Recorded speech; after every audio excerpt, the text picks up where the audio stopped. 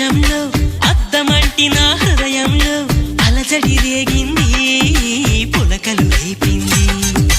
ఎంత చెప్పినా వినకుండా ఏరులాగా నా మనసంతా గలగల పారింది, ఉరకలు వేసింది.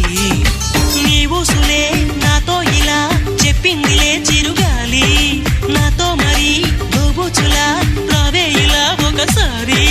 వివరం అడగక ఎదురుగా నిలబడు కలల తెరలు వదిలి, నువ్వు నాకు మనసిస్తే నిన్ను చేరుకుంటా, మరి కాస్త చనువిస్తే నీ సొంతమవుతా.